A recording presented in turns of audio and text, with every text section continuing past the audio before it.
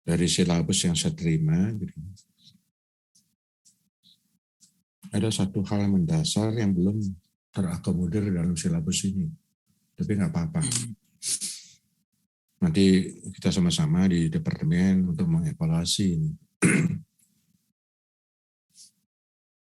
Misalnya apa? Yang paling mendasar ini kan berkaitan dengan dasar-dasar teoritik keberadaan hukum administrasi negara. Ini belum nampak di sini. Nah, itu penting. Artinya hukum administrasi negara ini tidak ujuk-ujuk datang begitu saja atau eksis begitu saja. Ada dasar-dasar teoritik. Demikian juga saya tidak melihat di dalam silabus adanya perkembangan yang sudah lama terjadi. Bukan hanya dalam praktek, sebetulnya secara teoritis masuk menjadi bagian dari materi perkuliahan, apa yang kita kenali dengan administratif penal law. Kalau dialih bahasakan ke Indonesia menjadi hukum pidana administrasi. Ini sudah lama ada. Apa sih yang dimaksud dengan makhluk yang namanya hukum pidana administrasi atau administratif penal law? Itu ada ahli mengatakan administratif criminal law, whatever penamaan, bagi saya tidak ada masalah. Yang penting ini materi yang sangat berarti dan tidak kalah pentingnya dibandingkan dengan pokok-pokok bahasan yang lainnya. Jadi dalam praktek ini persoalan ini menjadi persoalan yang sangat serius. Ini terkait dengan hukum pidana administrasi.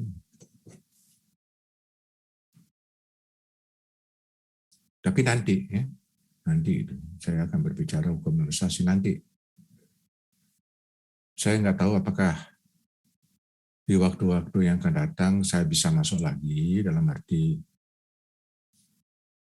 misalnya saya akan berbicara topik khusus hukum pidana administrasi misalnya. Nah, di situ saya akan bicara panjang lebar nanti.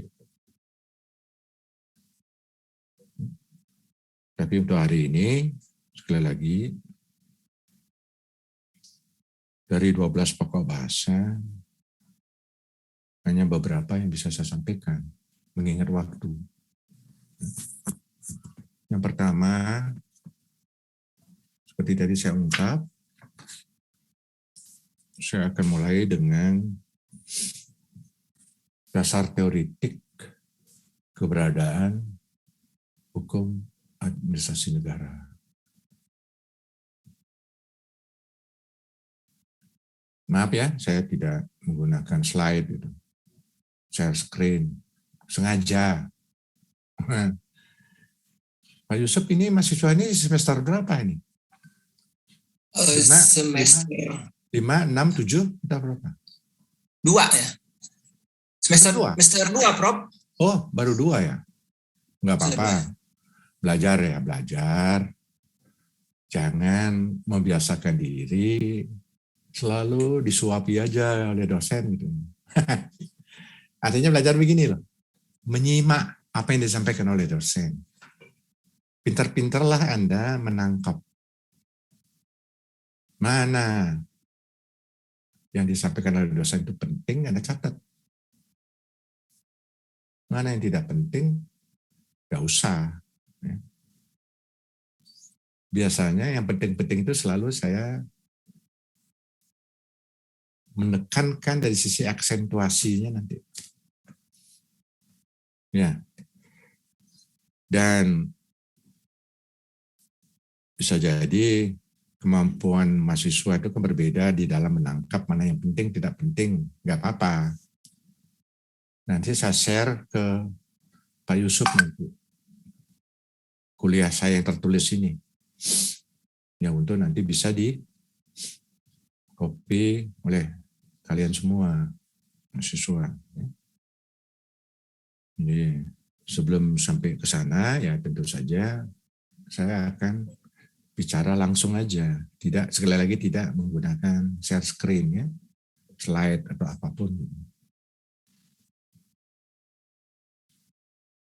Jadi kalau bicara tentang dasar teoritik keberadaan hukum administrasi ini, itu bertolak dari teori negara hukum.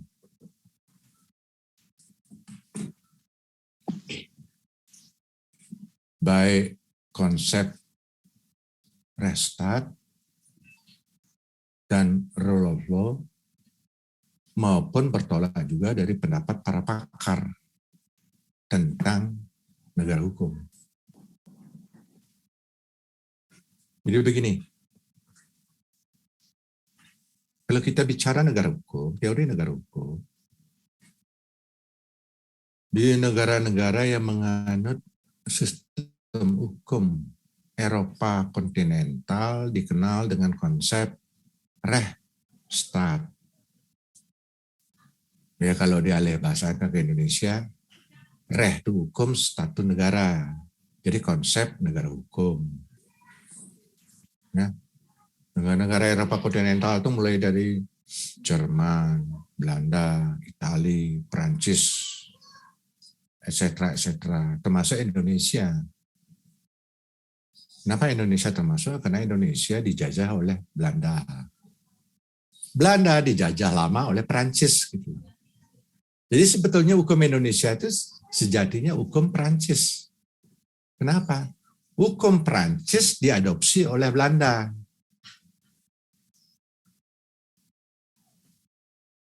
Karena Belanda lama dijajah oleh Prancis.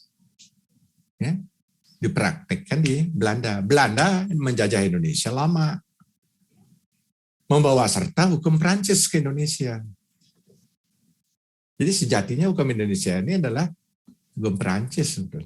Cuma kita kan lebih mengenal, karena lama dijajah oleh Belanda, ya hukum Indonesia itu lebih banyak berkiblat ke hukum Belanda. Apa contohnya?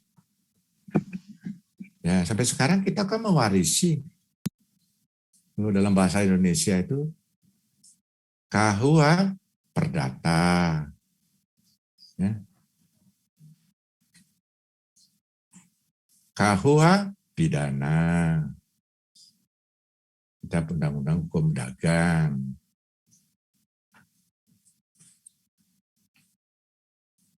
Kalau di dalam bahasa Belanda ini disebut dengan Burgerlijk Wetboek BW. Kan begitu? Strafrecht Wetboek, kita Undang-Undang Hukum Pidana. Dan kita Undang-Undang Hukum Dagang. Yang sebetulnya ini bersumber dari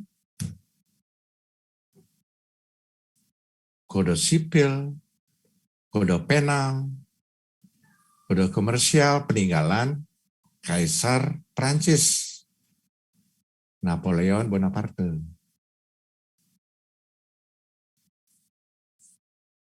Jadi Belanda jangan kegeeran gitu loh ya. Yang Belanda juga itu mengikuti Kode Sipil, Kode Penal, Kode Komersial peninggalan Kaisar Napoleon yang pada saat itu menjadi penguasa Prancis. Jadi sekali lagi Indonesia juga menganut sistem hukum Eropa kontinental. Konsep negara hukumnya disebut dengan Rechtsstaat. Di negara-negara yang menganut sistem hukum common law atau common law system atau sering juga dengan sebutan case law system. Dengan pelopornya Inggris